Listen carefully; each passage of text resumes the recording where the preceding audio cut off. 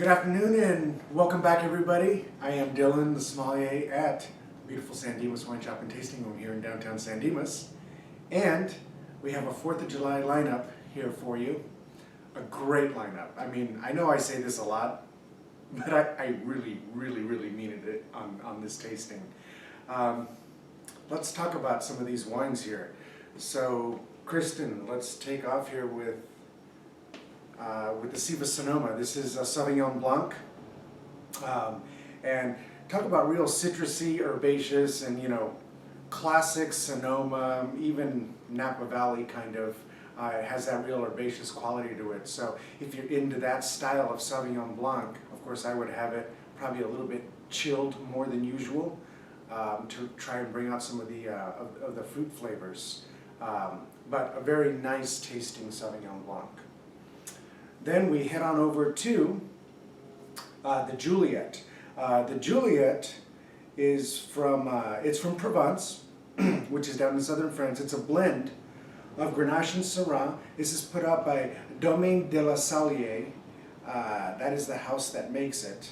Real bone-dry, fruit-forward, raspberries, strawberries. Talk about a super versatile wine. For those of you that are going to be cooking outdoors, probably everybody on 4th of July, I know this is what I'm going to be drinking all day. I'm going to be taking a few of these with me because in hot weather, if you put this thing down on ice, and I'm talking about really chill it down, or even drop it in the freezer for about an hour and a half from room temperature, you're really going to notice just how bright and lively this wine is. This wine really explodes in your mouth, even when it's super cold. But as I was tasting it, you can do it with Mexican, you can do it with Thai, you could do it with Indian curries. Would love this wine.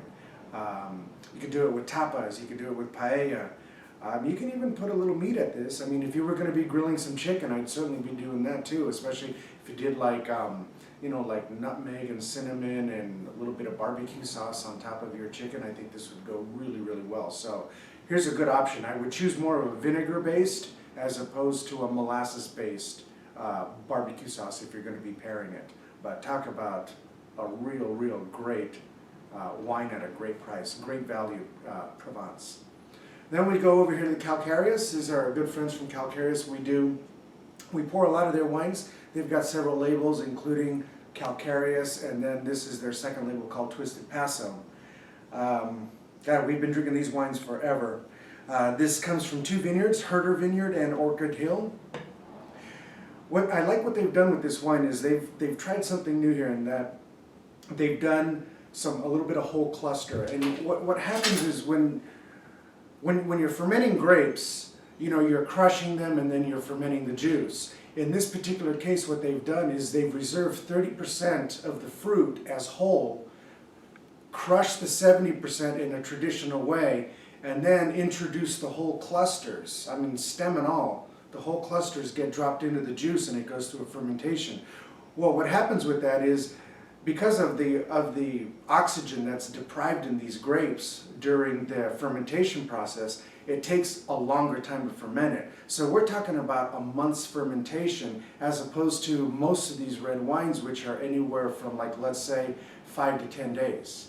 So this is a 30-day fermentation, and because it sits on the skins for so long during the fermentation, this is going to be one of the bigger Pinots you're going to come across from anywhere around here. It definitely has got some grippy tannins, but it still maintains that real elegance of fruit like strawberries and raspberries and all the things that you expect. This one isn't as earthy. I don't know what clone they used on this, but this one definitely is not as earthy as like a lot of the clone 7.7s and some of the ones that you find throughout Santa Barbara. But a lovely Pinot Noir. Then we'll switch over here to the Tinga. Now the Tinga, this comes from Chile. This is their red blend Claret, and this is put out by La Playa Vineyards. And this is in I'm sorry to say, I can't pronounce that. I don't know why. Colchagua Valley. I don't know why I struggle with that one all the time. I want to put the CH in front, but that's where this wine comes from. They're known for Malbec. They're known for Cabernet Sauvignon, and they're also known for a lot of Carmenere. But this is a blend of, like I said, Cabernet Sauvignon and Merlot. does have a little bit of Petit Verdot and some Cab Franc in it. This is done 8 months on a combination of French American oak, and then 3 months in the bottle before it goes out to for consumption. But just a real nice food-friendly wine.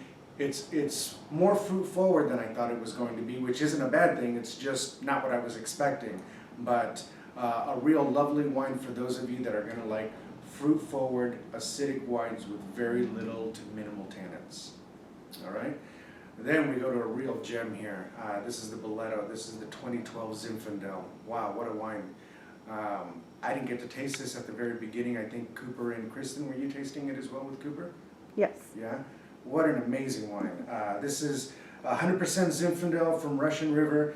Boletto is known for their 100% sustainability, which is definitely a growing trend here in California, especially as we go through these drought times. But talk about a very responsible winery, a lot of things that they stand for, their principles, good, honest winemaking, which I really like. There's very little manipulation on these wines. These wines are all about the expression of the fruit, and I really, really like what these people do. But you know, it's got that real fruit forwardness. And you know what they did was, I cannot remember the name of the vineyard, but they cloned some buds from these old vineyards. They grafted them, I should say, onto these newer 12-year-old vines. And I think this is their 8th year in production. But when you try this, it really does taste like an old vine Zinfandel. And like the vineyard that this came from, I believe it was planted in 1924, where the buds came from. And then, like I said, they grafted them onto 12-year-old vines. And I would have never thought that worked. But when I tried this wine, I thought, wow, this really has that old vine taste. And it is absolutely a beautiful wine at a great value. It comes in at under $30. So this is something you definitely want to gravitate towards, especially if, once again, if you're going to be grilling like some lamb chops or something over the weekend. Hamburgers. Are you kidding? Hamburgers would be ridiculous with this wine. So, so definitely be looking at that. A little bit of forewarning, it does come in, the alcohol, it doesn't come in super high. It comes in at like 14.5, 14.8, my guess would be. And when serving these wines, when serving these higher alcohol wines, when you serve them outdoors, you know, it's not good to just take them out of the house, which is probably already at 75, 80, and then going outside where it's 100, because what's going to happen is that wine is really going to spike the alcohol, because the alcohol evaporates first out of your glass. It's going to give it this real cognac, kind of real, almost like a spirits-like nose. So I would chill this down just a little bit before you take it outside. If you can get it down to 50 in the fridge and then take it outside, you know, within 30 minutes it'll probably reach more than enough temperature. So I would just keep an eye on both of these if you're going to be tasting them outside in this hot weather that we're having. For those of you that aren't watching from Los Angeles, I mean, we're reaching 100 plus this week and next week, so we're in some hot weather. It's definitely hot Southern California desert weather.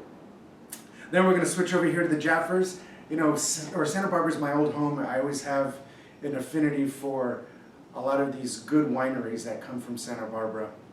There are a lot, there's a few that aren't, but I'm glad to say that Jaffers, which we've been drinking for a while, and it's always a treat. It seems like when we bring in a Jaffers label, it's one of these novelty wines that people just always go to because we've had such success with the vineyards, with the vintages that we've brought in. But this is their Petit Syrah, or Petit Syrah comes out of the Thompson Vineyard, which is in Los Alamos, which is Santa Barbara County. 100% Pinot Petit Syrah. It does go through 10 months on oak, 12% new, and the rest is neutral oak.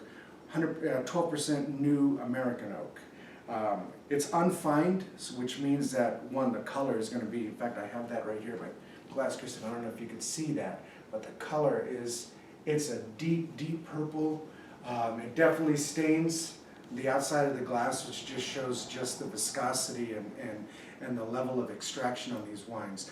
You know, when you're talking about the petite varietals, or petite varieties, you know, they're smaller grapes, they're thick-skinned, there's more skin to juice ratio. So as a result, you get these real highly extracted wines, which is what Petit Syrah, even Malbec to a certain degree, and Petit Verdot, these are the kinds of colors they extract. But what a great wine, real fruit forward, and what I like is that it's got a little bit of grip to it.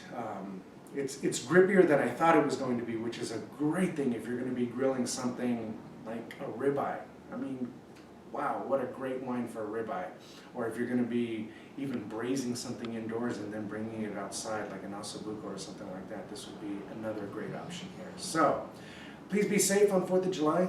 You know, a lot of crazies out there.